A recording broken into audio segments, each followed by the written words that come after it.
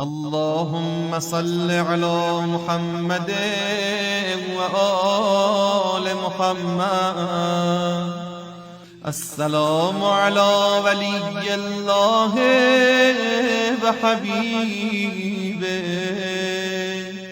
السلام على خليل الله ونجيبه، السلام على صفي الله وابن صفيه، السلام على الحسين المظلوم الشهيد، السلام على أسير الكربات وقتيل العبرات. اللهم إني أشهد أنه وليك وابن وليه وصفيك وابن صفيه والفائز بكرامته، أكرمته بالشهادة وحبوته بالسعادة واجتبيته بطيب الولادة وجعلته سيدا من السادة وقائدا من القادة وذائدا من الذادة، وأعطيته مواريث الأنبياء وجعلته حجة على خلقك من الأغصياء، فأعذر في الدعاء ومنح النصح وبذل مهجته فيه ليستنقذ عبادك من الجهالة وحيرة الضلالة.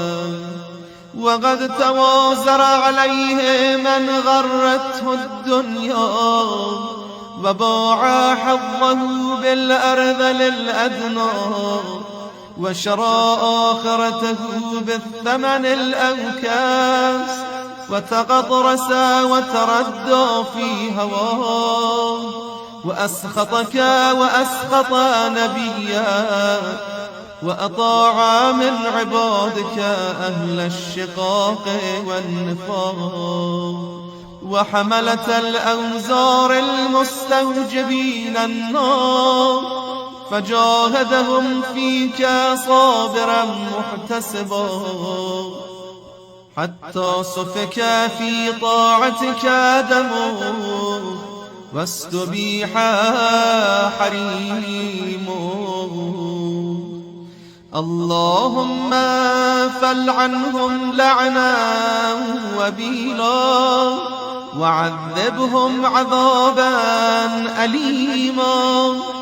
السلام عليك يا ابن رسول الله، السلام عليك يا ابن سيد الأنصياء، أشهد أنك أمين الله وابن أمينه، عشت سعيدا ومضيت حميدا ومت فقيدا مظلوما شهيدا.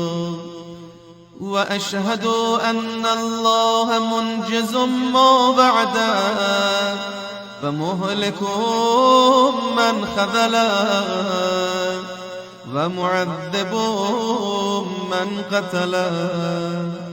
وأشهد أنك وفيت بعهد الله وجاهدت في سبيله حتى أتاك اليقين، فلعن الله من قتله ولعن الله من ظلمه ولعن الله أمة سمعت بذلك فرضيت به.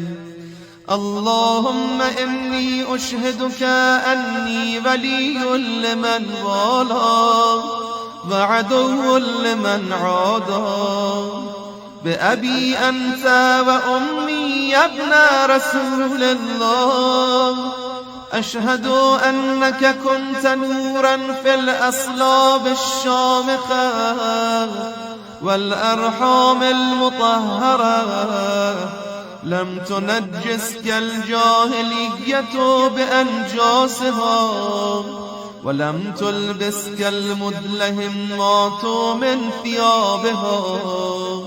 وأشهد أنك من دعائم الدين وأركان المسلمين ومعقل المؤمنين. وأشهد أنك الإمام البر التقي الرضي الزكي الهادي المهدي.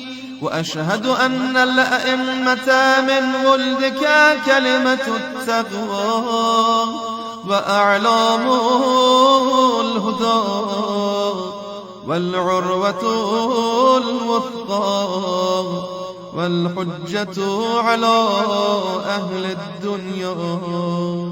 وأشهد أني بكم مؤمن وبإيابكم موقن بشرائع ديني وخواتيم عملي، وقلبي لقلبكم سل، وأمري لأمركم متبع، ونصرتي لكم معدة حتى يأذن الله لكم. فمعكم لا مع عدوكم. صلوات الله عليكم وعلى أرواحكم وأجسادكم وشاهدكم وغائبكم وظاهركم وباطنكم. آمين رب العالمين. اللهم صل على محمد وآل محمد